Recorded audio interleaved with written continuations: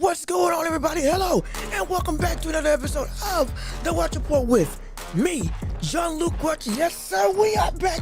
Make some noise. Clap it up, get excited wherever you are. We got so much to talk about today, and my gosh, talk about a jam-packed episode with shocking news from around the world, especially with Daniel Dubois beating Anthony Joshua, blowing up the system of boxing and sports as a whole. Everybody's trying to figure out what would happen. How could this not travesty, but this monumental upset in what was supposed to be the resurgence of Anthony Joshua, how could this take place? What exactly caused all this to go about? Oh gosh, it's so much. I can really, my goodness, that's really all I can say. My word, it is ridiculous. It is insane. It's preposterous that this is the landscape of boxing that we're seeing today. But hey, it is what it is. We're going to break down the fight. We're going to get our reactions to it. Is Joshua over? Should he retire?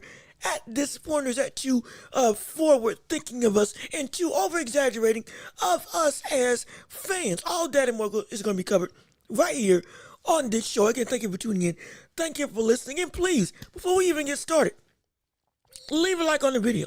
Comment your thoughts and opinions. Subscribe to the channel and share the show with everybody that you know so we can keep on building up this empire together. Also, don't forget, we live. Comment what you got and what you want to talk about. Comment your opinions. If you disagree, we can go back and forth. If you want to just say hi, say what's up, comment down below. Absolutely. Please like the stream, like the show. We can get this into the algorithm, push it so everybody comes in to the hottest show in all the globe right here on The Welch Report. And we're available on every podcasting platform, so you can listen to us at any time and at all times to relive all this excitement that we got in store for you. But again, all that self-promotion aside, we got to cover boxing.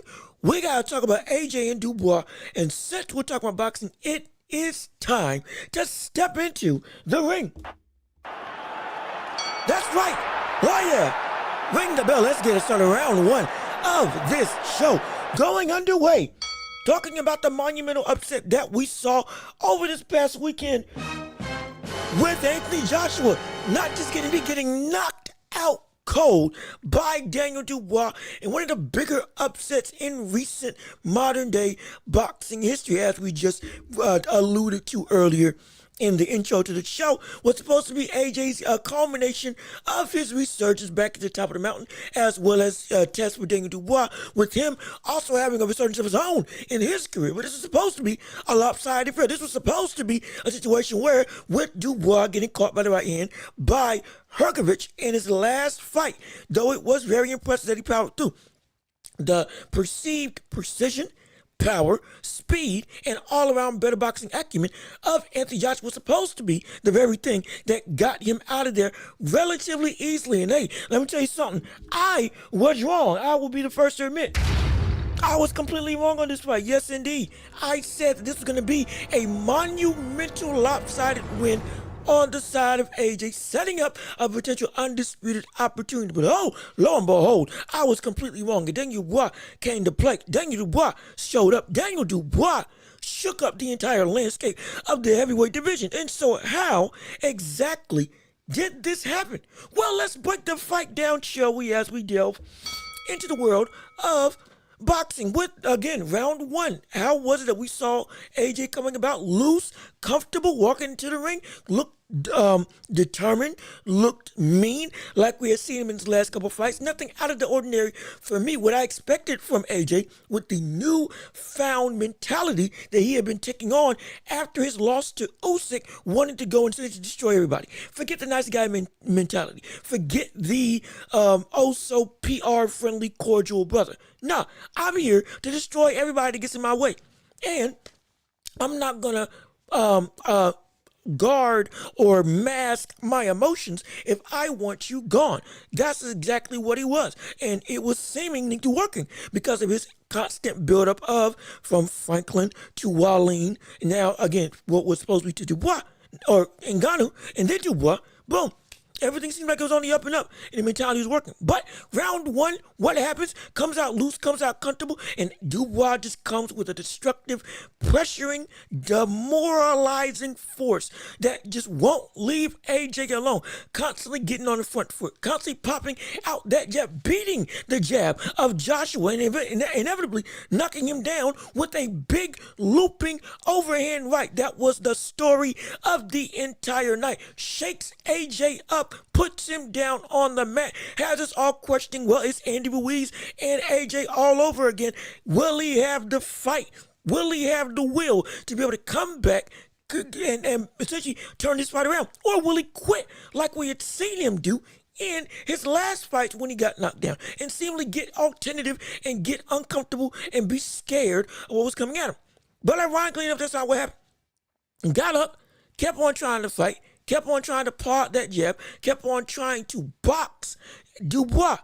Dubois turned it into a fight by constantly rushing and pressuring on AJ. And it was working flawlessly, continually hurting AJ multiple times with hooks and with uppercuts, blitzing AJ, beating him with the jab on the inside and on the outside, ironically enough, and was making it so that AJ never got comfortable. And AJ was never able to get any sort of real control. And we'll touch on control a little bit later. But again, even still, in round two, again, hurt, almost gets knocked down again. And then round three, knocked down again by Daniel Dubois. Round four, knocked down again by Daniel Dubois. Almost been knocked down twice, I believe.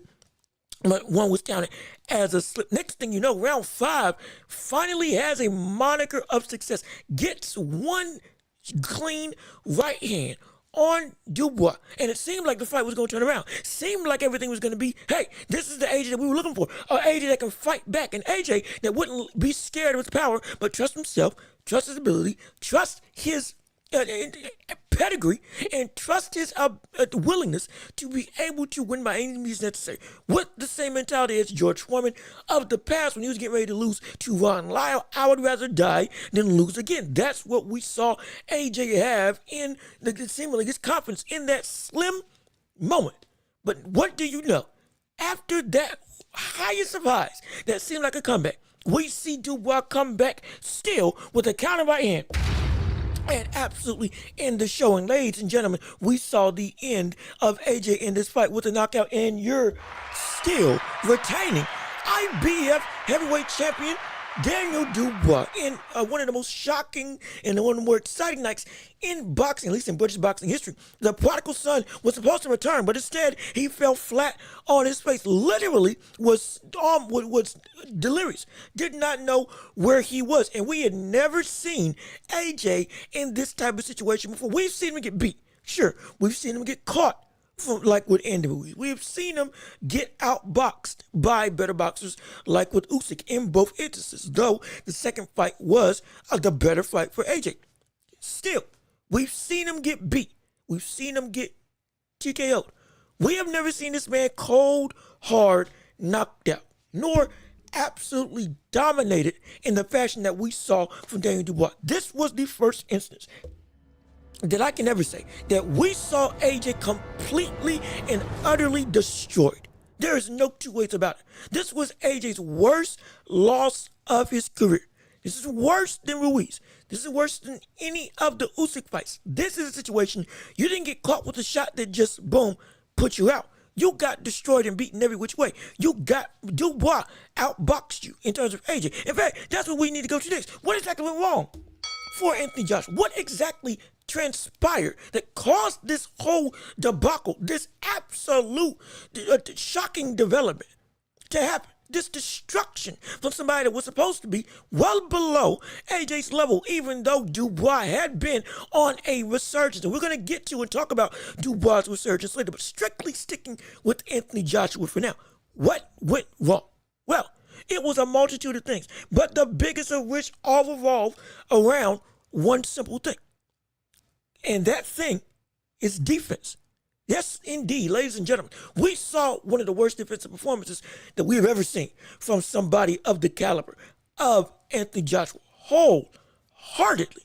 It was almost mind-boggling how loose, yes, he looked comfortable, but how just almost lackadaisical, nonchalant that we saw AJ look in this fight, with him seemingly being like, yeah, I'm good, I'm okay, this ain't gonna last forever. Never brought his lead hand up, never got a tight guard, never, even after he had gotten hurt, rocked and put down. This wasn't a situation where, hey, it was just too much for him to bear. No, a simple adjustment could have potentially mitigated a lot of the damage that we saw AJ take in this fight. Yet, it didn't happen. He never made that one simple adjustment. Kept on stepping back out directly in the center line. Never moved his head off the center line. Kept exiting in the same way. We tried to use footwork, but Dubois kept cutting his angles off and would continually stalk AJ down, walk AJ down, bully AJ to where he wanted to go,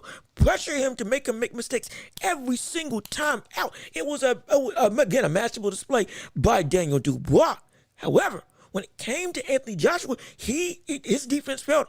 The game plan was horrible. Not to mention that last thing in the corner before he got knocked down, when his corner, is it Ben Davidson? I forget who his trainer is in terms of his cornerman, but had essentially said, go roll the dice, jab, double up with the jab, roll the dice, and let's see what happens. Essentially, again, paraphrasing, of course, you can go find the whole corner interaction on YouTube and various social media websites, but still, horrible advice. And he took it, and he did it, and it ended with him on the floor with his butt literally looking up to the sky. It was incredible in the worst way possible. And he kept making every mistake that I've never seen him make before on the defensive end. And when it came to offensively, the brother, ironically enough, was not nearly as sharp as we've seen him in the past with his punches. And it's a very interesting affair in terms of what exactly caused all this to transpire. This was not the AJ that I know I have seen in the past. It wasn't. Even in his losses in the past, even in his wins that we were saying, where is the old AJ? Even in that situation, we never saw this. Never saw this. What exactly was going wrong? And what was going wrong, again, defensively, he was lax. He was lazy. To some degree, not to some degree, to a detrimental degree. He was lazy.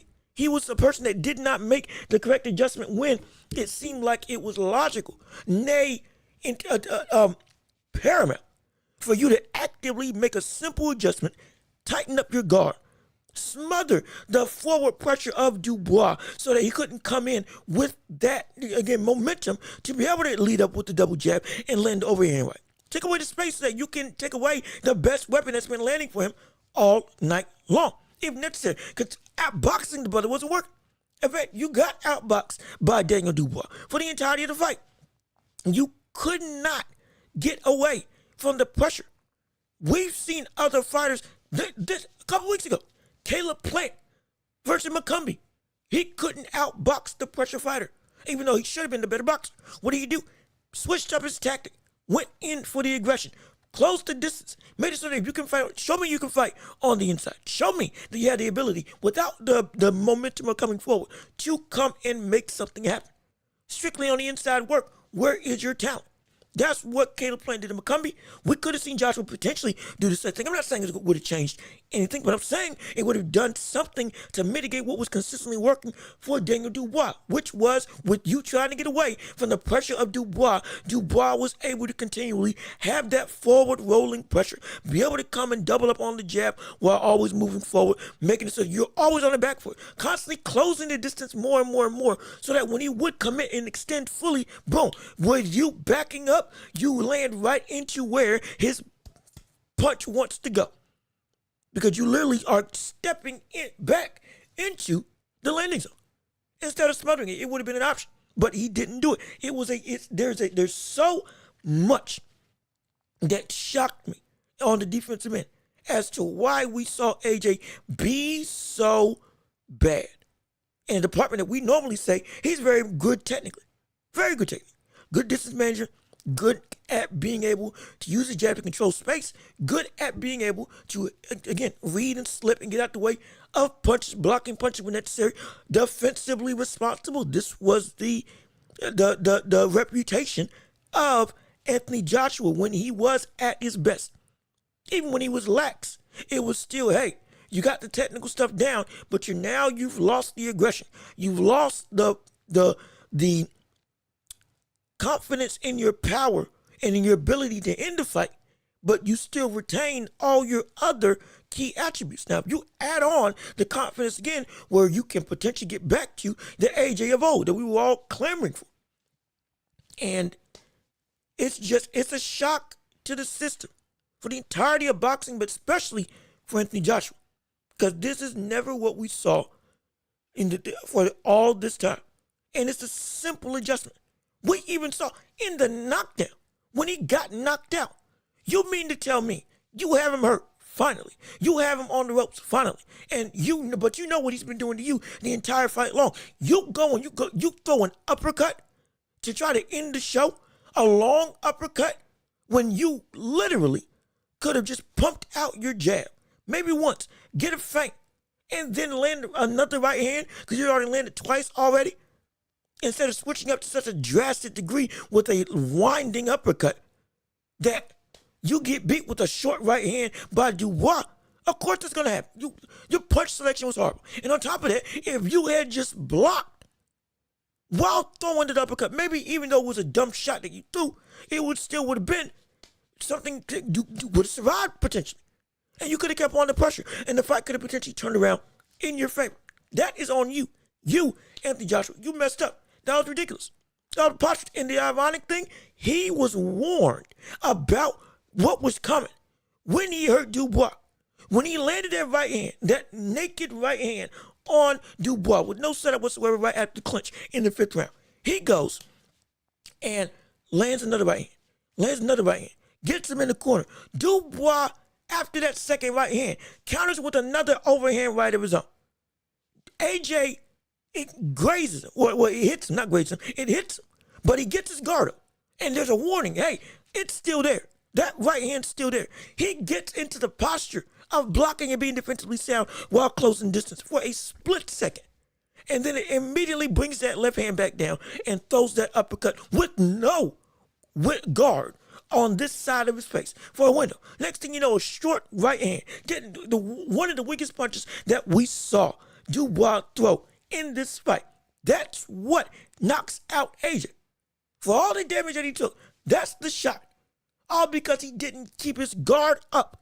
Didn't keep his left hand defensively responsible. Wasn't responsible for the entirety of the fight. How did this get away in training camp? How did this get instilled in him during the lead up to this fight? How in the world did this happen that we see AJ having this type of issue defensively when it's never been something that we have seen as a problem for AJ in the past?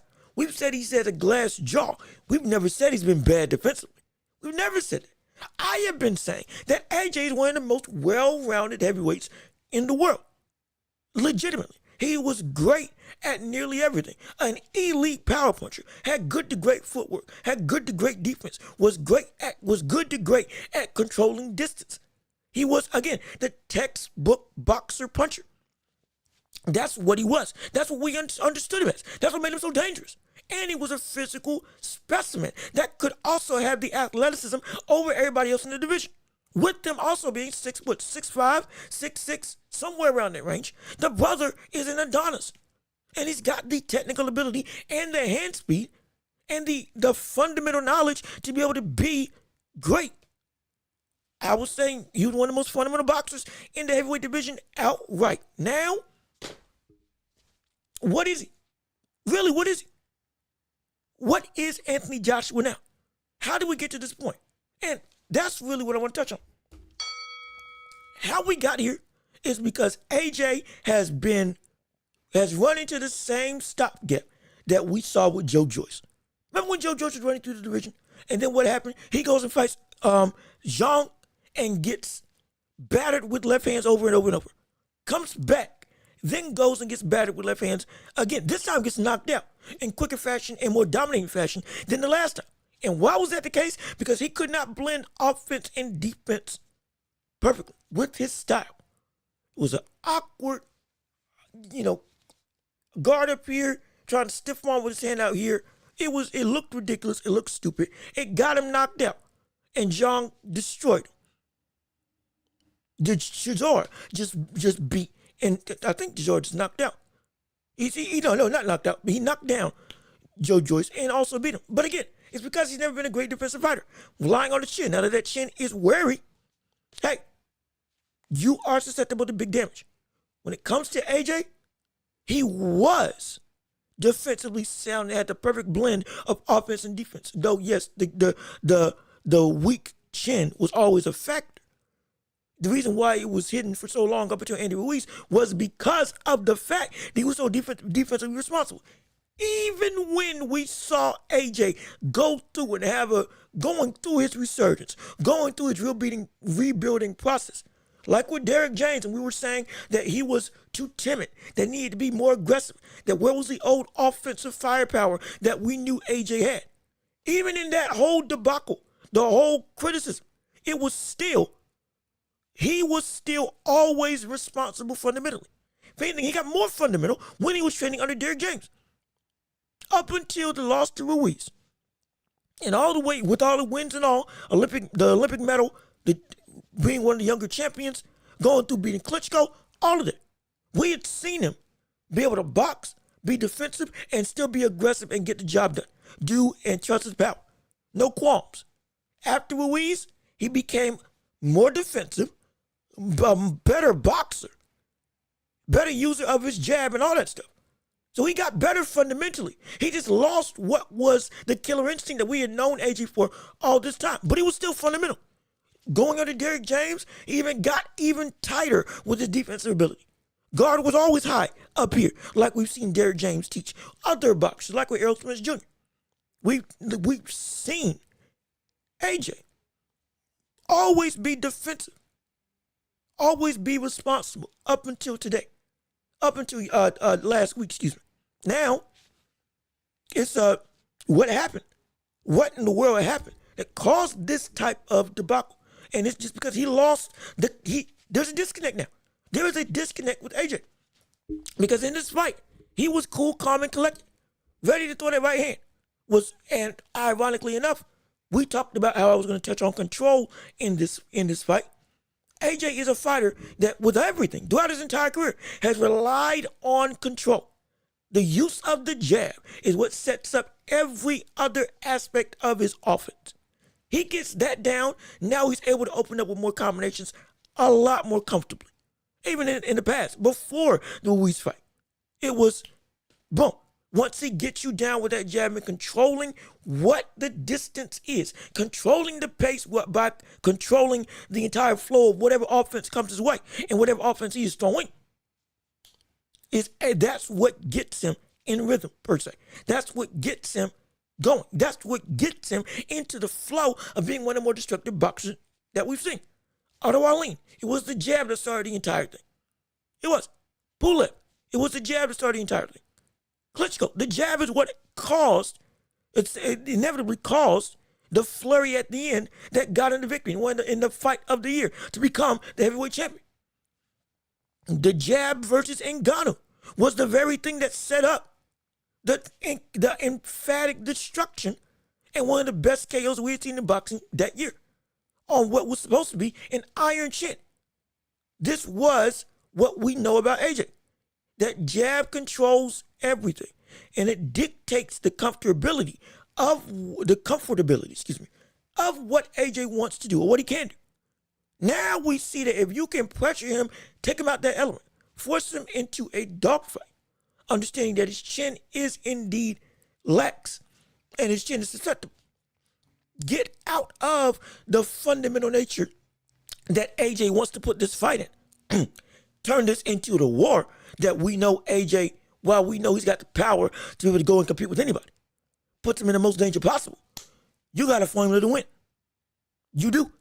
Especially now that we see that there's the disconnect with the defensive responsibility and the offensive firepower that AJ has. It used to be they were blended perfectly. Now they're completely separate. You saw in that fight, walking with his hands down, coming in, never put his guard up at all, constantly trying to use head movement. His chin was always in the air. The head movement was terrible. The chin placement was always right dead center. The footwork wasn't anywhere close to what it needed to be to get him out of dodge and actually maximize what that jab can be. There was a disconnect. It really was. And this is the problem that AJ falls into now. Now, instead of us saying, where is the old AJ offensively? Now we're asking, where is the old AJ defensively? It's a whole, we're back to square one. We are literally back to square one when it comes to Anthony Joshua. We are back to what we were asking about AJ when we were first trying to see where the world he was as a boxer. And you see, we were saying, where's your offense? You're doing all this boxing, you're doing all this jabbing, but you're too tentative. Where is the aggression? Where is the willingness to go and try to end the show like we know you can do? Why aren't you setting up your bigger shots? Why are you essentially pulling the trigger or not pulling the trigger on major openings in your opponent's game that we know you can hit if you just commit to it? Where's the commitment? That was the initial argument with AJ. Where is your commitment? Where is your head? Where's your will to trust who you are? That's what we were saying. Now, at this stage, we're saying, what is your defense? Where's your fundamental ability? Where is your understanding of the basics of boxing, especially defensively, that we know you have? That we know you had in the past. Now we're asking for that old AJ. At this point, if AJ, we can say it like this. This is the perfect thing. This is what you need to understand. For everything about Anthony Joshua, AJ has schizophrenia. Split personality disorder. I believe that's the term. One of the two. At this point, he's got split personality disorder. Because there are two AJs at this point. There is the no respect, confident, walking through you, I'm going to beat you because I'm better than you, AJ, where the firepower is there, the willingness to throw is there, the confidence in his ability to end the night is there, but the defensive ability is gone. And then on the flip side of the coin, there's the defensively responsible AJ, what we would call at that point in time, based on history, the timid AJ. He's fundamentally sound. He uses his jab great. The technical ability is there. He doesn't take unnecessary chances. However, what happens? The brother doesn't do anything. The brother doesn't take any advantage of whatever opening comes his way.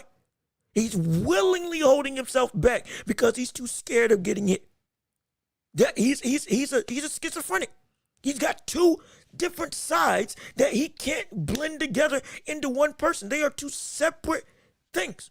They're two separate people. And we saw what came out this night was the AJ that was willing to say, I'm better than you. You can't do anything to me. I don't need basic fundamentals to get the job done. That's what we saw. That's what we saw. And what happened? He got destroyed. It just happened. It just happened. We've seen this with Joe Joyce. Now we're seeing it with AJ on a maybe not as detrimental level that we saw with Joe Joyce, where it was just impossible. But even still, This problem at this level, it's horrible. It's terrible. It is abysmal. AJ didn't have this problem when he fought Franklin. AJ didn't have this problem, at least to this degree, when he fought against Ngannou. AJ did not have the problem of no defense and seemingly a willingness to forego the fundamental basics. For the majority of his entire heavyweight run. This is one of the worst. This is one of the worst AJs I have ever seen. And I can say that confidently. And I don't say that lightly either. It's one of the worst Anthony Joshuas I had ever seen. And again, getting into Daniel Dubois as we switch, this is not a slight on Daniel Dubois at all. Daniel Dubois fought the best I had ever seen Daniel Dubois. We see as much of a redemption story as we were saying AJ was on in his career, with this fight culminating in a potential undisputed heavyweight opportunity. The icing on the cake. Daniel Dubois had a resurgence of his own. Remember, he lost to Joe Joyce, got TKO because of the eye. We were calling him a quitter, even though, again, that injury was severe enough. I completely understand. We shouldn't have been calling him a quitter, but we called him a quitter because he literally didn't continue. When everybody was saying, oh, you got to power through. Orbital socket was destroyed, and he needed to stop for his own health. Boom. Got labeled a quitter. Then goes and what happens? More fights down the line. Gets an opportunity with Usyk. Boom. Gets beat. Gets knocked out when it seemed like he could continue. Regardless of what you want to say about the low blow or not, though I don't think it was a low blow. But still, got dominated for the majority of the fight. Got outboxed and got outclassed. Then, when it seemed like he could have gotten up and continued in the fight, after that knockdown with that, what was it, Lee jab? I believe, yeah, the jab of Usyk that caught him right on the side of the head. After he'd angled out. He didn't get up and he didn't continue. Boom. Fight's over. Quit. That's what people were saying. He quit. And I was saying, yeah, hey, you could have gotten up for that, at least from what it looked like. And you didn't. I don't know the boxer. The punch could have been more severe than I thought, but still, labeled a quitter. Then goes and what happens? Fights Jarrell Miller. And this is where, ladies and gentlemen, the real shift in Daniel Dubois comes about. Because everything that we've been saying about Daniel Dubois that he didn't have, he had in this fight. And I do mean everything. Everything. Jarrell Miller changed Daniel Dubois for the rest of his life. For the rest of his life. From the trash talk to the disrespect, all that leading up into the fight, to in-ring, constantly forcing Dubois to find another element of himself that he had never unlocked before in his young career. Jarrell Miller changed his brother. We saw, before our eyes, we saw Daniel Dubois turn into a different animal. We knew he was physical. We knew he was fast. We knew he was powerful. But we wanted to see, where can you dig to when you need to get something more out of who you are? And Jarrell Miller brought that out of Daniel Dubois in an absolute war of a fight. That was arguably fight of the night. Got him and knocked him out in the last 10 seconds of the 10th round. After seemingly being pushed to the brink, fought beyond what he thought he could do. Pushed beyond his stamina level. Pushed beyond his tiredness. Pushed beyond his fatigue. Pushed beyond the wall. And turned into a completely different fighter. And we saw it. And for the press conferences, we saw it against Hrgovic. We saw the confidence change. We saw the demeanor change. We saw the entire makeup of Dubois change. Hrgovic, he goes and fights. Next fight, boom. TKO, knocks him out. Gets landing with right hands all night long to a shocking degree. A very dangerous degree, if I'm being completely honest. What does he do then? Keeps on going. Doesn't even let it face him. All of a sudden gains a chin that we had never seen Dubois have in his career. Again, because of what happened with Usyk and with Joyce. Now, he's walking through right hands, flush, left, right, and center, pressuring Hrgovic to no end. Next thing you know, now Hrgovic can't get away. Now he's landing on Hrgovic, unloading, opening up, making Hrgovic legitimately look like, from the prospect that he was, who beat Zhang, though I thought Zhang had beat him, to now, hey, this Dubois is completely different. This is a different dog. This is a different animal. It's a different animal. It was a different animal.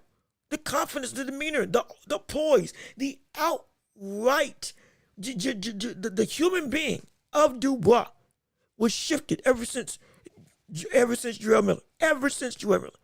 Now we see against Anthony Joshua, he put everything he learned from all his other fights together. He put together how to mitigate the jab from Joyce. He put together how to get up from adversity, like with Usyk. He put together how to go to war and dig deep and outwill somebody from Jarrell Miller. The confidence from Jarrell Miller.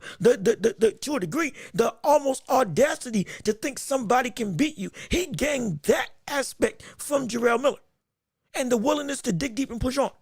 He gained the heart from Jarrell Miller. He gained tenacity from Jarrell Miller. He gained, again, an iron chin from Hrgovic.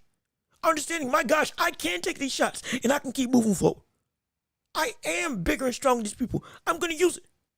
He gained that. And then with AJ, he put it all together on the biggest stage in front of 96,000 people, the biggest venue or the biggest attendance in Wembley Stadium history, the Mecca of Britain, the literal Rucker Park of boxing when it comes to Wembley Stadium. It's either that or Vegas. It's either that or the Garden. One of the two. But for boxing, it's hard to argue against Wembley Stadium.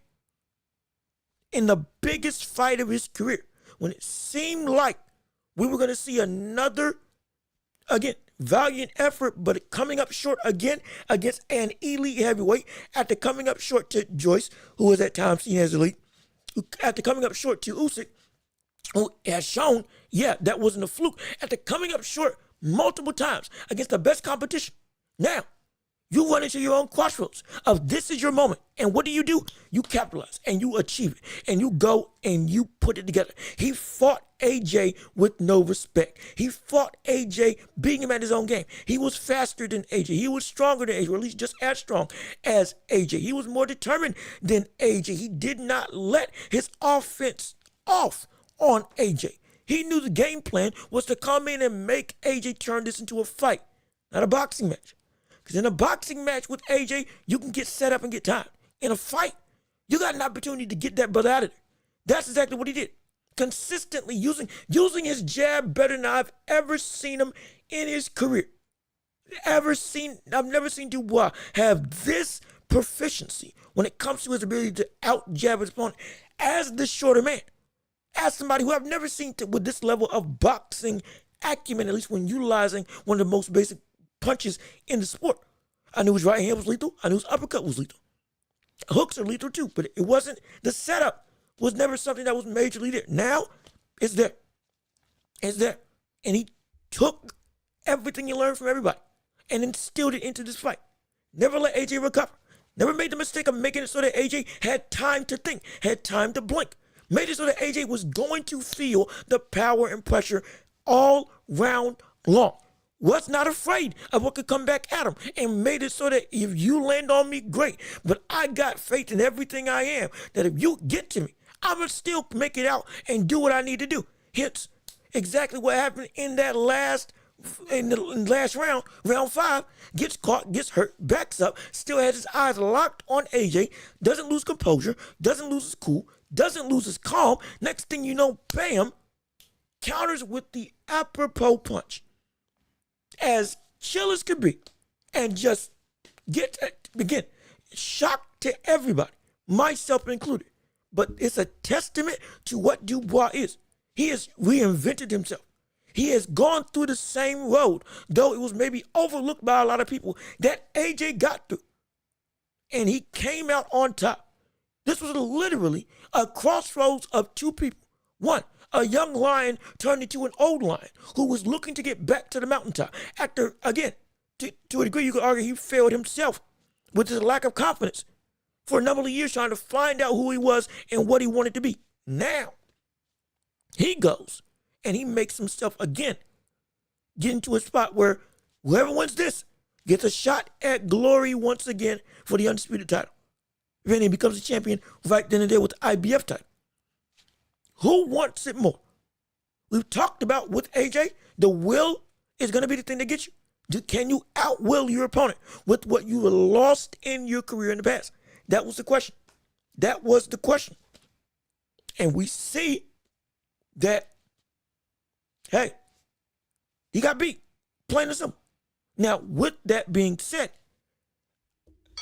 I don't want to make it seem like that Anthony Joshua was, again, the same AJ in the past. This was a technical deficiency that got him knocked out.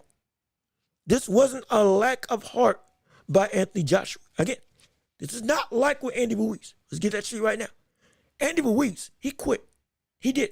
He got up, kept getting knocked down, got up, didn't answer the count, didn't move forward when the ref said he move forward, and literally stood there. We saw it. He quit and lost himself in that fight with Andy Ruiz. He did not quit in this fight. Regardless of what we want to say, AJ did not quit in this fight. We got to at least applaud that. We have to. We have to. Again, the technical deficiency was absolutely there, but he didn't quit. He showed heart. He showed determination. Even with that jab that wasn't working, he was still looking to set up punches. He was still trying to set up a game plan. He was still actively trying to gain back control with his best weapon, though it wasn't working. He was attempting to turn this fight around. He never lost confidence in himself. He was talking himself up in the corner. He was consistently saying, and shaking his head, okay, yeah, you got me good. I'm still going to come back. Never lost what he wanted and what he needed. Understood the desperation of the moment. Never lost himself in terms of, I am Anthony Joshua. He never did. We can't, for everything, we can't say that happened in this fight. It's preposterous to say that happened in this fight. That's ridiculous. It's ridiculous. We know AJ put his heart in this fight. He just got beat because of his terrible defense. Plain and simple. But the AJ that we have been looking for mentally, it was there. The brother literally went out on his shield. And we were saying this man was afraid to get hit for, 5 fights? Ever since Ruiz 2, Franklin, even with Otto Arlene, we had questions. With Ngannou, we had questions. Robert Helenius, we had questions. That whole timeline after Andy Ruiz, we were consistently asking, what are you going to be? Are you tentative, and why are you tentative? Are you going to continue to make yourself be this, again, a tepid, scared boxer, or are you going to come into your own and get back to what you used to be? That's what we were saying. AJ acted and composed himself like he did with Ngannou in this fight, where he didn't have respect for Dubois. He didn't see Dubois as on his level. He fought Dubois as if Dubois was nothing to him. He did. That's what he tried to do. Hence why he was so lax. But we see what happened. This time it was technical deficiencies that got AJ KO'd. But not his heart, not his mental game, not his mental fortitude. Because if it was mental, the fight would have been over by round 3. If it was mental, the fight would have been over probably by round 1 with that overhand right hand from Dubois that landed on AJ. That punch would have been the thing that ended the night. It would have. And by round 3, the whole fight would have been over. But the very fact that he kept on fighting back and he showed grit, he did. We have to say, okay, the mentality of AJ is back. Now, again, split personality, schizophrenia. You got parts of yourself, but you got to put it together. And if you don't, you're not going to be what you can be. You're really not. And all of this, again, this is going to be a heavyweight division show because there's so much to break down with all of this. There's so much to break down with everything we've been seeing. This is a situation where now, what is up next for Dubois? What exactly can he go? He's got a shot at undisputed for the winner of Usyk versus Fury. Absolutely. He could get a rematch with Anthony Joshua potentially. Though a rematch with AJ, to get that clear, there is no rematch with Anthony Joshua. There is no signed contract saying that there is a rematch with Anthony Joshua.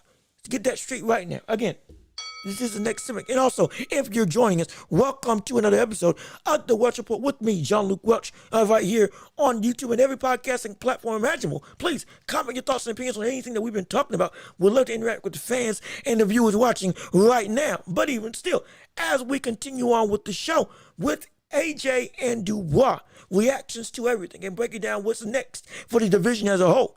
We have with AJ, or with Dubois, he can get a fight with the winner of Usyk Fury for the undisputed heavyweight title. Could rematch Joshua, even though there's no clause to rematch Joshua. From what I understand, what I researched, there's no clause written down that says that AJ has to rematch Dubois. Dubois can give him a rematch, but he doesn't have to. Could also fight Joseph Parker, could fight Jean, and potentially, he could go into an all-British war with Tyson Fury. Let's say something comes up, like we saw with Errol Spence, injury, whatever happens, they don't get that rematch happening, and boom, contract's done. Turns out the rematch clause, bing, bang, boom. Dubois right now is on top of the mountain. Tyson Fury looking to get his shot again, recovering from injury, again, hypothetically. Boom. Another war. Fury versus Dubois. Winner gets a shot at Usyk for the undisputed title. If Usyk has to pull out of that fight and the fight gets, again, the clause gets rendered null and void. But even still, there are a lot of matchups now that we were saying Dubois had no chance of winning. All of a sudden, I want to see Joseph Parker up against Dubois. I want to see Jean up against Dubois, even though I need to see Jean go and rematch Parker, because I believe they have a rematch. And Jean could have beaten Joseph Parker if Jean didn't gas out and committed more to his offense, rather than just being lackadaisical as the rounds went on in his fight with Joseph Parker. Because he could have won. He could have beat him. He could have knocked him out. The only person I had seen that ragdoll Joseph Parker like that in terms of with his punching power was AJ and who was it? Another guy, Joe Joyce. That's it. But if that fight don't happen, Dubois versus Jean for the IBF title, would not mind that at all. An aggressive power puncher in Dubois who has rejuvenated himself in every way imaginable versus Jean, the 40-year-old who's still one of the more dangerous opponents in the world, though he has been shown that his gas tank will be the thing that can beat him. Can Dubois pressure gas out Jean, or will Jean and that big left hand or that big right hook that we've now known that can put out people like Joe Joyce, will that be the thing that if he catches Dubois, boom, now this fight's completely different? Because say what you want, Jean is a good technical boxer. Yes, he is. His biggest weakness is his gas tank. If the brother had stamina, I would imagine he would be a champion right now. I genuinely would. I would imagine if Jean had any form of stamina at all, we would see Jean as a heavyweight champion right now. We would see Jean as probably that top three, with Dubois being at the fourth. I could see that right now, but no, that's not what happened. But either way, every fight with Dubois is a big-time fight. Every fight with Dubois is a valuable fight. Every fight with Dubois is a fight that makes us want to see this brother step out and show out. My gosh, if he gets a little more charisma in him, you want to talk about a mega star. He's already a star right now. He's already a huge superstar. With him, again, beating and upsetting the odds. Going on a streak of fight of the night with Jarrell Miller, KOing or TKOing Hrgovic, now going and knocking out Anthony Joshua was something that, again, clean knockout. I'm talking about counted out because you're on the mat. Nobody's done that to AJ. This is his star is it's made, but my gosh, it can glow even brighter if he takes that same confidence, sprinkles a little bit of Jarrell Miller in there with the cockiness and outright, again, how dare you think you can beat me? A little bit like he did in the AJ build-up when he told AJ, who do you think you are? Telling me not to disrespect you. Who do you think you are? Boom. You got yourself a mean machine. You got yourself a promotional pundit, a promotional wheel. Everybody wants to see happen. Absolutely. Absolutely. Oh gosh. Would it be grand? Would it be glorious? No doubt about it. But even still, that's the road that Dubois is on. But when it comes to the road that AJ's on, this is a very big question.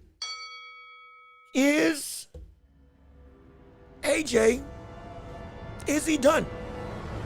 Is Anthony Joshua now done with all of this that we've talked about? Is he? I'm not saying. Well, actually, it's a question. It's a question that's been thrown around. Does he need to retire? Is it time for him to say, no, you just don't got it no more? Well, let's put that debate right now. Absolutely not. No, that's ridiculous. Let's not be stupid. No, AJ does not need to retire. We're not going to do this thing where a couple losses. Now, if you got 4 losses, oh gosh, you are nothing. No, that's not true. It's not true at all. AJ can still come back. Again, we know what's there. It's a matter of putting it together. Like I've said multiple times on this episode, AJ was able to do one or the other. Either he's confident in his offense or he's incredibly textbook and technical, but he isn't confident in the power and doesn't trust his chin. One of the two. Either he trusts his chin and his power and his offensive ability, but is lax in his defensive ability. Or he doesn't trust his chin, is scared to throw his power, but technically he is as sound as you can get. It's one of the two. He hasn't put it together. But it doesn't mean that he needs to retire. It means he's got to find out where the hiccup is, and get over that hump to break down that barrier. That's what he's got to do. That's what he needs to do. Not to mention that when it comes to his resurgence as a whole, one of the biggest questions about him is, was it fake? Was everything that we were saying about AJ fake? All the buildup, the Ngannou KO, the Otto Arlene performance, the Robert Elenius KO, all of that, the stepping stones that we were seeing AJ take to get better and better, seemingly to recover from the Ruiz loss and finally get out of his own head of being a timid fighter. Was all of that fake? Was all of that false circumstance to show what AJ really was, and this fight really exposed who AJ is? Is this what we're seeing? And the answer to that is also no. This isn't a situation where we're looking at AJ and everything you did everything you did up until this point, was false and doesn't mean anything. No, we were saying Robert Elenius got beat by, and Robert Elenius. We'll start with Jermaine Franklin, I believe. Beat and boxed Franklin. First fight with Derrick James, I believe, as the trainer.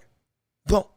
Technically sound, still looks timid and scared. You can watch me. I covered this whole saga in episodes in the past. Every fight with AJ, I talked about. Timid against Franklin. Gets a little more confidence. Next fight, Robert Elenius. Boom. Knocks him out. Wilder knocked him out. Now, what can you do, AJ? Can you one-up the other brother who is also making a resurgence in his career after his fights with Fury and Deontay Wilder? Look, if we want that fight to also happen. But boom, you got to show us something. What did he show? He got him out of there. Was a little timid, still a little scared, was more willing to throw the right hand, but even still, it was more so one-dimensional offense. But hey, there was something. It wasn't a lot, but it was something. Next comes, I believe, Otto Arlene. Goes and beats Otto Arlene, looks as confident as we've ever seen him. Looks as or maybe it was before that. Was it before that or was that? Either way. Beats Otto Arlene and looks confident, looks great. I think before that or after that beats Ngannou, who was looking like a world beater at that point in time when he beat up and should have won, in my estimation, against Tyson Fury. When everybody was saying that fight was a spectacle, that turned into an actual brawl. That turned into an actual boxing match. When Fury got put down on his butt, everybody was scared of what the world was going to happen with AJ. Now, next thing you know, bing, bang, boom, he gets him out of there in 2 rounds. Makes him look like child's play. The AJ of old is back. We were saying that. We were confident in that. We were saying this is great. He's fully back to the mentality of I'm better than you and you know it. We were all lauding that. Goes against Otto Arlene. Again, another destruction, dominating display. All Wilder had to do was win against Joseph Parker. We would have gotten AJ versus Wilder. Boom. AJ held up his end of the bargain, like I kept on saying. And no qualms. Looked phenomenal. Looked incredible. Looked like he put everything together. Fundamental soundness, confidence in his offense, no fear of getting hit or of his chin. with Otto Wallin being a respectable opponent who had cut and put Tyson Fury again to the brink in the past. Also a southpaw, I believe. Boom. Everything's looking like it's great. Now, this fight with Daniel Dubois does not negate what we saw. Does not negate the progress that we saw. Doesn't negate what we witnessed and what the context around every win that AJ had up until this win would do, up until this KO loss to Dubois. Every single fight was nothing. When I say nothing, I mean it was not something that was deemed a fluke. We was not that at all. We got to put that to bed right now. We're not going to take away the win of Dubois just to say, oh, AJ, you washed. AJ, you done. AJ, there's nothing about you. No, there is something about AJ. He did show progression. He did show that he gotten back. He did show that this is where he needed to be, that he was back at elite category. He was. He was. Outright, he was. Now, brother got beat. Plain and simple. Got destroyed because of a technical deficiency. But everything else about him up until this point doesn't negate what he is or what he was as a boxer. If anything, it compounds on the impressive nature of Dubois, again, who is fighting his own demons, battling his own issues, coming up with his own resurgence, and meeting another person who was also a desperate man to get to the top. Whose both of these people's careers were in the balance with the result of this win. AJ was, if AJ lost this fight, we're having these conversations like we are now of you need to hang it up. That was what we were saying. You're done at the top tier of heavyweight stardom. That's what people were going to talk about in terms of championship aspirations. Dubois, he loses against AJ. Well, you lost against Usyk. You lost against Joyce. You lost against AJ. Now, there's no reason to put you as a real prospect at all. So, we have to say, boom, boom, boom. This wasn't a fluke. It was an outright quality win. And with all that being said, what are the rankings of the heavyweight division now? With everything in flux, everything out of whack, with everything so crazy at this stage, what is the ranking of heavyweights as it stands today? What, at least for me, and what I would say, number one in the unified heavyweight champion, Usyk, reigns supreme. Number two, Tyson Fury. Number three, Daniel Dubois. Absolutely, no doubt in my mind, Daniel Dubois has now claimed and rightfully claimed the spot as the second best heavyweight in the world. Outright. There is, the third best heavyweight in the world, not second. Again, number one is Usyk. Number two is Fury. Number three, Daniel Dubois with this win. Number four, Joseph Parker. Joseph Parker with his resurgence, getting up from the canvas and beating Zhang, before that, beating Wilder, two highly contested and highly confident names. Especially Zhang, who was looking like he was going to be a rolling thunder in a storm coming into the heavyweight title landscape. Everybody was saying what the world he's going to do. Gets knocked down twice, gets up, beats, and outworks Zhang. Boom. Got to put him in third. Got to put Zhang at fourth. Excuse me. I'm sorry. Got to put Joseph Parker at fourth. Got to put Zhang at fifth due to what he's done. Up until, yes, he's had some up and downs, absolutely. But it's still, with him and Joseph Parker in that fight, it's still hotly contested and close. Never had a fight outside of the robbery from Hergovich. Hey, he's shown his mettle. Now with Anthony Joshua, he gets bumped down the ladder. AJ's rank right now is sixth at this stage. Because it's not just the loss. It's also the performance. Was if he fought Zhang could get him out of there. He really could. Again, he might gas out, but the brother could get him out of there. And Joseph Parker, with his, again, the climb that he's been on, deserves to be higher. Dubois, of course, deserves to be higher. AJ's back at the back of the line. We have to say he's at the back of the line. There's no plausible reason in my estimation, to have him now ranked above these other fighters who have been on a tear, on a trek, and have all looked in their fights with each other highly, at least compared to what we saw with Anthony Joshua against Dubois. Boom. They look like contenders. Again, Usyk 1, Fury 2. Dubois, third best heavyweight. Joseph Parker, fourth best heavyweight.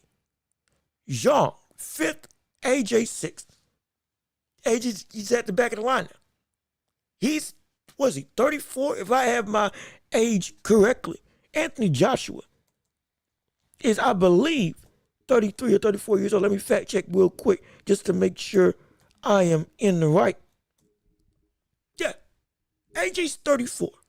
AJ is looking for a situation, is at a situation, where the brother, how much longer can you stand at the top of the mountain?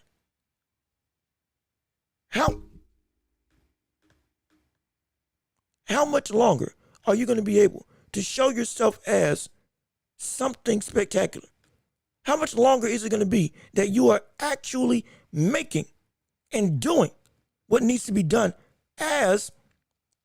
when it comes to the heavyweight division? Is it a situation where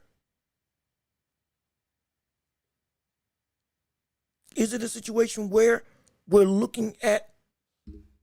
Is it a situation where we're looking? I'm sorry, I was trying to make sure the stream was working as accordingly. But is it a situation where we're looking at AJ being, again, irreversible, or it's over for him? No, but he deserves to be at the back of the line due to, at this stage, with who beat you, the performance that you put on in this fight, on top of the countless times that you've been at the top of them, or at least been close to top of the mountain, getting opportunities.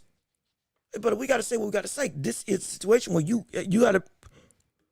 respect the hierarchy at this point, and he's back in the back of the line. And will this be his last opportunity to get a shot at the title? That's the genuine question. He's still a mega star. He's still huge. Still phenomenal. Still is one of the best in boxing in terms of as a name and as a talent, as a spectacle. But as long as people like Fury and Usyk, and at this stage Daniel Dubois, are at the top of the division, what is it that he can do? Can he beat any of these three? I already know that he can't beat Usyk. We assume that he won't be able to beat Fury. Assume.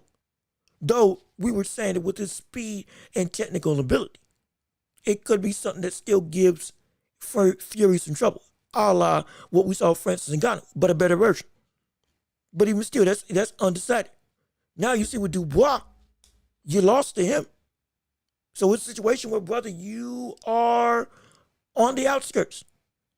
And it's going to take a monumental effort, and I'm talking an incredible feat, for you to work your way back up to the mountaintop and get a shot at any form of title in the near future.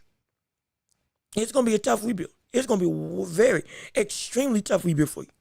And if you can't make it happen, I understand, because time catches up to us all. But even still, brother, it's you don't make it happen, we might start looking at what AJ's legacy is. Maybe not now. Maybe down the line, though. Gonna start having to have those conversations about tail end of your career, what you've done, where is your rank? Because most likely it's not gonna move. It's a genuine question. It's a genuine question. And so because of that, it's like, shoot, I don't want to say that it's the beginning of the end of AJ. I really don't. Because I think he can come back. I believe he can retool, regroup, and get what he needs done. Because again, it's not the mental game anymore that's hurt. It's not the mental game that's messing him up. Now, it's the physical, technical ability that failed him in this fight. It really is. That's the biggest thing that failed him. He never made the adjustment. He fixes that now, and he puts the two blended styles together of fundamental defensive responsibility and offensive confidence and firepower. as well as no fear and the, again, I'm better than you mentality, could very well go and get back to the top of the top three in the division. There's no question, because we know what AJ is. However, at this point, if he doesn't, it's a very concerning prospect as to what the nature of his legacy will be. What, in fact, do we need to start looking now at what his legacy is? Because it may not improve anymore, potentially. And as we wind down the show, looking over the landscape of heavyweight boxing as a whole, it is a monumental feat that we have seen so many upsets happen. Again, John KO's Wilder. John loses to Joseph Parker. Then we see Fury lose to Usyk. Then we see Dubois beating AJ. But again, Usyk beat AJ and Usyk beat Dubois. And so it's like the one man has conquered everybody, and that's Usyk. But then everybody else, it's been a situation where, shoot, brother, it is in flux, but it's the best thing for heavyweight boxing. It's the best thing for the division as a whole. This is what boxing needs. This is what we all need as fans. We need this level of unpredictability. We need this level of outright confusion, because it makes for everything to be exciting. Because now everybody has to pay attention to everybody. Jared Anderson just knocked out Martin Bacoli. Jared Anderson versus Dubois may be a real thing. Well, let's see AJ versus Bacoli. That would be a great thing. Like we got so many fights now that are viable that we need to pay attention to, that people need to understand this isn't just a division run by just three people. There are other stars. And you know what? Everybody's now fighting each other. Again, it's the benefit of what we see from Turkish Al Sheikh, but also just the landscape of boxing as a whole, the mentality changing to some degree, slowly but surely. Everybody's getting in the ring with everybody. Nobody's wasting time, or at least they're wasting less time in stepping in the ring with other contenders. Now, to a degree, it's more so circumstances are they're forced to, because, again, a lot of these fighters are old. Usyk's plus 35, Fury's plus 35, AJ's 34. And so, ironically enough, Dubois is the youngest out of all of them at 27 years old. He hasn't even hit the prime of his career. And he's already been in the ring with Joyce, Usyk, and AJ. Sky's the limit for what this brother can be. Again, learning as he goes. Now he can turn into a real weapon of destruction and be the next, legitimate, the next face of the heavyweight division, with what we see his path is right now, if it improves. But even still, with Anthony Joshua, we're looking at him and we're looking at the rest of the division, and everybody's viable, because everybody's beatable. Outside of what's perceived to be with Usyk, everybody in some way, shape, or form is beatable, has a chink in the armor, has a opening that can be attained by somebody in the division. Jared Anderson with Martin Bacoli, if you got power and size and a chin, you can walk down Anderson, take him out. With Parker, hey, if you got enough power, you can put that brother down. You legitimately can. But can you outlast him with stamina? Big Ben Jong, I got the power to knock anybody out in the division. But if you can outlast me, I can lose. Dubois, well, I did have a problem with my chin. Now I ain't got that no more. Now I got heart. Now let's see who can test me and push it to a limit that I can't reach it. But right now, I'm at a new level. In Anthony Joshua, I got power. I'm retooling. I'm resurging. But I got a weak chin. And right now, I'm in flux and caught between being defensively responsible and being disrespectfully offensive, like we saw in this fight. Everything is in flux when it comes to the heavyweight division, and it's the best thing for heavyweights as a whole. It's the best thing for boxing as a whole, because now everybody has to pay attention to the heavyweight division, and the heavyweight division is it's the drama division. It is the prize fighting division. It is you can argue not from a talent perspective, but from an outright global acclaim. It's the best division in boxing because of one, the storied history, and two, the box office appeal. There is no fight like a prime heavyweight brawl. It's very rare because anybody can be beat at any moment. It used to be at the heavyweight division nobody cared about because it was so lax with talent. Nobody fought anybody. Now, everything's up in the open. Everybody, nearly everybody, got a loss on their record. Everybody is showing that they're vulnerable, which means everybody's viable, which also means every fight it has a level of entertainment value and intrigue. And there are more stars to be made and more actual matchups that people will want to care about. This is great for boxing. This is great for the heavyweight division. This is great as a whole for everybody in the sport. And because of that, you can't get better. You really can't get better than it. It's phenomenal. And very quickly, as we are drawing near to the end of the show, Jaime Munguia fought last night and KO's Bizian, I believe I'm saying his name right, in his first fight since getting beat by Canelo. And again, looked like the Munguia that we had seen in the past. Was constantly being aggressive. Ironically enough, though, was getting hit with that jab. Was being not hurt, but was being peppered with that jab by Bizian. Was getting caught through his guard by Bizian. Some clean shots were landed by Bizian on Munguia. But as the fight went on, we saw the adaptation.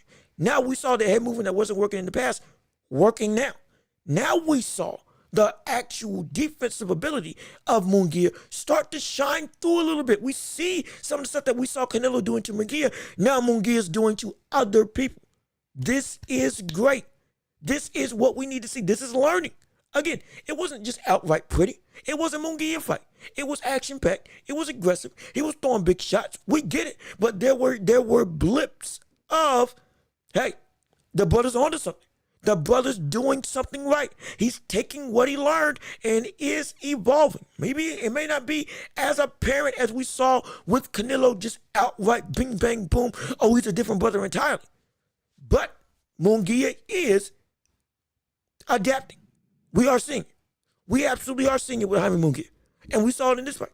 And as the rounds went on, got more aggressive, got around that jab, started slipping and being more defensive with what Bizian was throwing his way. Landing to the body, being consistent with his attack, like we never getting away from his identity, which is great. Phenomenal. So glad Munguia didn't do that. Didn't get away from what he is as a boxer. He is a swarmer. He is a smotherer. He is a brother who wants to brawl and wants to bring the hurt and bring the pain. And understood that if he gets too busy, he will hurt him. And that's exactly what he did. Hurt him multiple times and inevitably knocked him out. Now, later in the fight, as he keeps on progressing, as he keeps on looking to get back into a championship aspiration, this is going to be great. And I can't wait to see what Munguia does as he continues to evolve in the super middleweight division. It's going to be something that now that he's here to stay, and as he continues to grow, Munguia is going to be something special. Maybe I'm predicting too early. Maybe I'm just, again, maybe just a hopeless romantic when it comes to the boxing potential of people. But I'm telling you, Munguia is showing something. And as we see his career continue to unfold, because he is still very young, we're going to see that when he hits his final form, that brother's going to be a monster to beat. That brother's going to be something special to watch. Trust and believe. My gosh, it's going to be something special. And before we leave, for my NFL fans out there, I didn't forget about you. We still got some stuff to cover in the NFL. Like with, again, Ravens now finally getting the first win against the Cowboys. Cowboys now losing 2 straight. Real quick, Dallas, what is going on? This is a struggle now. This is the problem. Dallas in the NFL, how in the world is it that you get that dominating win you get that dominating win in your opening game, get trounced by the Browns, and then now against a Ravens team that is still looking to find its footing, you then still find a way to drop a game, and you have the personnel, but it again never fails, continually every single time. What can go wrong we're going, I don't want to quote Stephen A, but it's at this point, it's been an actual true statement. Every time we think that there's potential with the squad, something goes awry. And the game gets given away. Again, this is a Ravens squad with Justin Tucker not even being at his best. Derrick Henry, I believe, had a phenomenal game, if I have my stats correctly. Lamar Jackson leading that squad to victory. Again, come back when it seemed like Dallas had it in the bag. Boom. We're looking at a situation where the Ravens finally got their first win, finally got their footing. We look to see if that duo of Lamar and Derrick Henry is going to be as potent as I see it can be. But if it doesn't, shoot, what a mistake by the Ravens. And potentially, with this being, I thought this was going to be the piece that helps put them over the hump with their offensive ability. Maybe that's not what they need. Again, time will tell. They got a dub.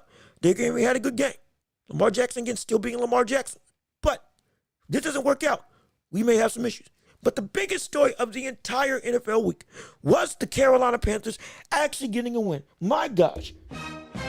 Can you believe it? Can you believe it? It's a shock to the system. It is. I'm in awe. I'm in awe. It would seem like it was impossible. It seemed like it would never happen. It seemed like it would be destined to fail. But my gosh, they came, they saw, and they conquered under a new captain in Andy Dalton. That is right. This is the first game that Bryce Young got benched in after it was announced last week. Again, we're not starting that brother no more. Now, all of a sudden, with an offense that was putrid, abysmal, utterly despicable to watch, horrifying as a Carolina fan, and just horrifying for the league as a whole, almost sad.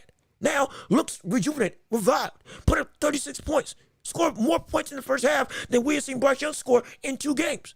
Dare I say for the first half of the season last year that we saw Bryce Young put up as a starter. Again, Bryce Young 2-16 on the year. So this is a situation where, look, was it that the Panthers were bad? And they were, don't get me wrong. But was it also that Bryce Young was the problem? Because we were saying, I was saying, Ed the League was saying, organization's bad. David Tepper is horrible. Nothing is good down in Carolina. Everything is a mess, and there is no room for anybody to grow. The worst opportunity for any young quarterback to be in would be in Carolina. That's what we were all consensually saying. There was no doubt in any of our minds, friend or foe, fan or hater, that Carolina was the worst place in football.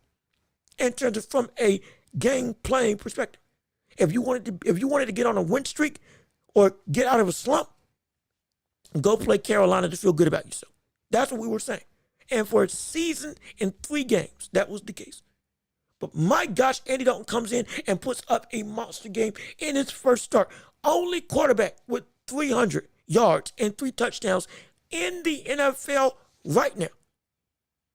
Patrick Mahomes ain't done that. Josh Allen ain't done that. Lamar Jackson ain't done that. Nobody. Baker Mayfield with his resurgence, he ain't done that. Nobody's done that except for Andy Dalton. 319 yards, 3 touchdowns, 26 of 37 on the day. Again, the team looked completely different. Chuba Hubbard, I believe, had 100 yards. Every receiver got touches. Adam Thielen scoring touchdowns. Xavier Legette getting play and getting used like the star, or at least like the rookie star that we thought he was going to be when he got drafted to Carolina as a number 1 option for the Panthers. The O-line was holding up. The defense looked different. Everything about this squad looked sublime. Everything about this squad looked wonderful. This looked like a completely different organization. This looked like a night. This did not look like the same team in any way, shape, or form. The offense had energy. The offense had pop. The running game looked substantial, looked consistent. The weapons that we thought couldn't get any separation last year, all of a sudden this year, or at least in this game with Andy Dalton, getting found out left, right, and center. Everybody looked viable. Nothing looked bad. Again, dominating the Raiders, who are not a bad defensive team. Like, putting up 36 points, we couldn't put up 10 in 2 games, is a testament to the veteran leadership of Andy Dalton. Now looks to see, Bryce, what are you doing? And again, Dalton, 3-time Pro Bowler, been to the playoffs 4 times with Cincinnati, was one of the better quarterbacks in the league in his prime, undoubtedly. But this was supposed to be, hey, Bryce Young's show. Now we see that Bryce Young, maybe it's not your show because you're the one that's ruining the play. Maybe you're the one maybe you are the problem in Carolina more than anything. Again, David Tepper is still bad. They just not get that twisted. David Tepper is still bad. There were idiotic trades that were done for this team. There were idiotic moves made by the owner, going through a cycle of 3 coaches, not keeping a coach that had this team going 6-6, nearly getting to the playoffs when we had traded away Christian McCaffrey. Not a carousel that we were seeing Bryce Young go through, that we were like no other quarterback in the world has this problem coming into the league. But still, regardless of all of that's still true. All of that is still absolutely true. But when it comes to Andy Dalton and Bryce Young now, this is the same offense. This is the same team. This is outright the same organization. There has been no change except for one person behind the wheel of this offense. And next thing you know, everybody on both sides of the floor look rejuvenated and look like they're ready to go through a brick wall. It was a shock. And this was the offense that we were saying, hey, maybe the coaches ain't got it. Maybe it was a lie that he's a quarterback guru. Maybe it was just a quarterback can't play, potentially. Now again, I don't want to say that it's concrete. I don't want to say that that's outright true. I don't want to say that that is the thing. Bryce Young, you're a bum. I don't want to say that. Now, Tom Brady made a great point in the past. Rookies being unfairly thrusted into situations that are not conducive to actual winning. It makes it so that everybody is expected to be great. Everybody ain't Peyton Manning. 1 year play bad, next year you're an all-pro star and one of the best quarterbacks in the league. Everybody ain't that. Everybody ain't Cam Newton. Coming in early on, bing, bang, boom, success. Everybody isn't that. There's some people need development. Understand it. But when it comes to Bryce Young still, this offense with no changes looks so much better. Bryce Young may be the problem. And it may not be the scheme. It may not be the team. It may be him. Because it's been 2 years of no production. Same squad. Next thing you know, Dalton comes in and looks like the Red Rifle of old. Gunning down wide receivers left, right, and center. Dicing up defenses like it's nothing. This is what we're looking at when it comes to Andy Dalton. Yes, he's a veteran. But also, with him and these same weapons, we didn't expect this level of success. Maybe. When you start looking at Bryce Young and asking, is it that you were ill-equipped? Or is it that you aren't good? Period. Now wait and see. Give it some time. See if we see Andy Dalton continually winning or having the offense looking like an actual offense for the rest of this season. Because I doubt they're going to bench him now for Bryce Young. And Bryce Young might have just lost his starting job outright. Which ain't bad. He can learn, he can grow, he can develop under the leadership and under the games of Andy Dalton. But if we see that Andy Dalton continues to play at this high level, see that this offense has a semblance of what we saw against the Raiders and looks conducive to actually function, to half of what we see with the Panthers or what we saw with the Panthers this past week against the Raiders, we got ourselves a conundrum. My gosh, we got ourselves a concerning prospect for what the Carolina needs to do. They might have just made a mistake, genuine, in getting Bryce Young and trading away all these other pieces when we could have still had Christian McCaffrey, could have still had DJ Moore, could have still had DJ Burns, could have still had a lot of the pieces that we let go. On top of having Jadeveon Clowney, on top of having J.C. Horn, we could have had all this. And Andy Dalton under center, simply signing a veteran could have potentially turned this whole organization around, seemingly. But again, hindsight is only 20/20 once we get further down the line. We ain't gotten further down the line yet. Once we do, though, halfway through the season, we're going to see what this team is really about. But right now, it's looking great for Andy Dalton. Carolina's got hope with something we never thought they had. But Bryce Young, seat's starting to get hot. It's starting to get hot, and you ain't even play. The seat's starting to get hot on what you are and what you're expected to be now. And the trade may be coming down the pipe potentially with what we see with Andy Dalton producing on this Carolina squad. You may not be in Carolina for long, potentially. We'll have to wait and see because only time will tell. But with that being said, this has been another episode of the Welch Report with me, Jean-Luc Welch. Thank you for tuning in and listening to the show. Yes, indeed, we got another live stream in the books. Thanks to all 42 of you dropped in and tuned by. Again, like the stream, go and rewatch it if you can. Get it and share it with everybody that you know so we can keep on building up this show, building up this empire together. Absolutely. And again, don't be afraid to comment. Don't be afraid to tell your opinions on all of this. And again, we still got more to cover as the weeks go on. We'll be locked in, and every week bring you something special about the sports world. Absolutely, whether it's boxing, NBA, or much more, you can't get better than right here on the Welch Report. But again, I've been Jean-Luc Welch. Y'all have been wonderful. Peace and love. We are out of here.